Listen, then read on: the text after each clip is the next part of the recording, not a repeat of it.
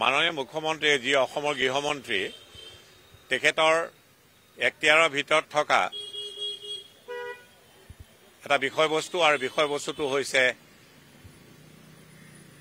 অসমৰ ৰাইজৰ হিয়াৰ আমঠু জুবিন গাৰ্গৰ যি হত্যাকাণ্ডৰ গোচৰ তাত চাৰ্জশ্বিট দাখিল কৰাৰ বিষয়ে তেখেতে আগে কৈছিলে যে 12 তাৰিখে চাৰ্জশ্বিট দাখিল কৰিব আৰু তেখেতৰ বক্তব্যৰ লগত সংগতি ৰাখি আজি SIT-য়ে চাৰ্জশ্বিট দাখিল কৰিছে।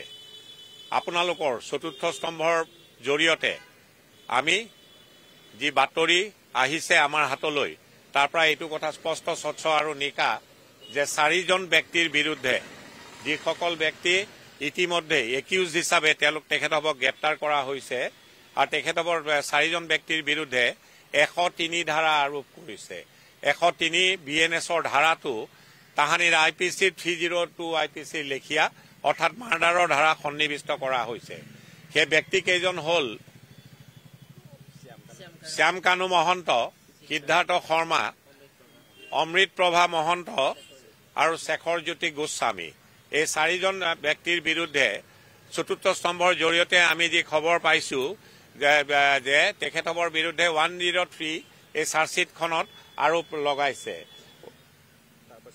103 BNS নিশ্চিতভাৱে মাৰ্ডাৰৰ সংলগ্ন ধাৰা অৰ্থাৎ মাৰ্ডাৰ কৰিলে যি ধাৰা সন্নিবিষ্ট হ'ব লাগে সেই ধাৰাটো সন্নিবিষ্ট কৰিছে আৰু তাৰ ট্ৰাইলৰ অন্তত যদি দোষী সাব্যস্ত হয় মৃত্যুদণ্ডৰে তেনে ব্যক্তি দণ্ডিত হ'ব পাৰে বা যাৱজ্জীৱন কাৰাদণ্ডৰে দণ্ডিত হ'ব পাৰে, লগতে ফাইনৰ বিধানো আছে। এজন পুলিচ বিষয়াকো গ্ৰেপ্তাৰ কৰা হৈছিলে। তেখেতৰ বিৰুদ্ধে যি ধাৰা আৰোপ কৰিছে সেই ধাৰাটো হৈছে section 105 of the BNS, culpable homicide not amounting to murder. এই ধাৰাটোতো যদি ট্ৰাইলৰ অন্তত দোষী সাব্যস্ত হয় তাতো যাৱজ্জীৱন কাৰাদণ্ডৰ বিধান আছে। আৰু দুজন PSক গ্ৰেপ্তাৰ কৰা হৈছিলে। এই PS দুজনৰ বিৰুদ্ধে 316 BNS এই ধাৰাটো সেকশন 316 BNS এই ধাৰা আৰোপ কৰা হৈছে আৰু এই ধাৰাটো যাৱজ্জীৱন কাৰাদণ্ডৰ বিধান আছে ট্ৰাইলৰ অন্তত যদি দোষী সাব্যস্ত হয়। BNSSত 346 বোলা এটা ধাৰা লিপিবদ্ধ আকাৰত আছে।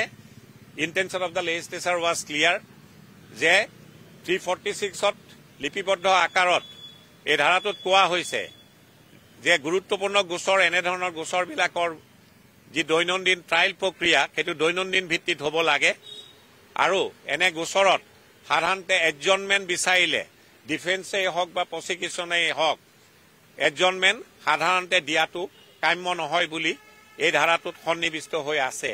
যিহেতু জুবিন গাৰ্গ অসমৰ ৰাইজৰ হিয়াৰ আমঠু, ভাৰতবৰ্ষৰ ৰাইজৰ হিয়াৰ আমঠু, আনকি তেখেত বিশ্বৰ দৰবাৰতো প্ৰতিষ্ঠিত হ'বলৈ সংগীতৰ জৰিয়তে সক্ষম হৈছিলে।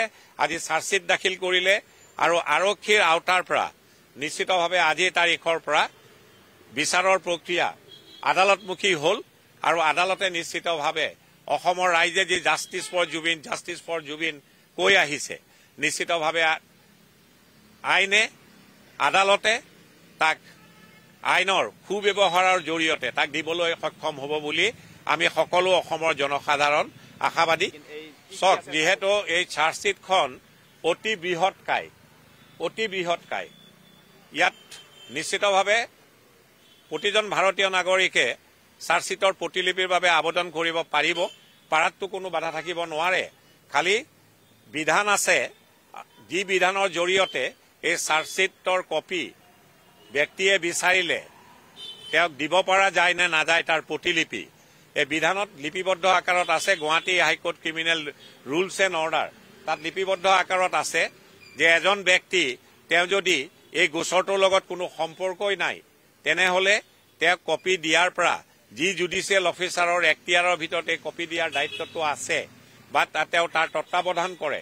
সাধাৰণতে এনে ব্যক্তিক কপি দিয়াৰ পৰা বাৰণ কৰা হয়, কিন্তু এনে ব্যক্তিও কপি পাব পাৰে যদিহে তেওঁ গুড কজ বুলি Guwahati high court criminal rules and অৰ্ডাৰ্ছত লিপিবদ্ধ আকাৰত আছে। এজন ষ্ট্ৰেঞ্জাৰে যদি কপি বিচাৰে যদি তেওঁ গুড কজ দিব পাৰে তেওঁক with judicial application of mind এই কৰ্তৃত্বশীল বিষয়া জুডিচিয়েল অফিচাৰজনে যাৰ তত্ত্বাৱধানত কপি দিয়া নিদিয়াৰ বিষয়বস্তুটো তেওঁৰ ওপৰত নিৰ্ভৰশীল হয় যিজন ব্যক্তিৰ ওপৰত তেখেতে কপি দিবলৈ বাধ্য হ'ব যদিহে গুড কজ তেনে ব্যক্তিয়ে ষ্ট্ৰেঞ্জাৰ টু দ্য প্ৰচিকিউশ্যন এই বিশেষ গোচৰটোৰ লগত যদি কোনো মানে যোগসূত্ৰ নাই তেনে ব্যক্তিয়ে বিচাৰিলেও যদি গুড কজ দিব পাৰে পোৱাৰ সম্ভাৱনা আছে।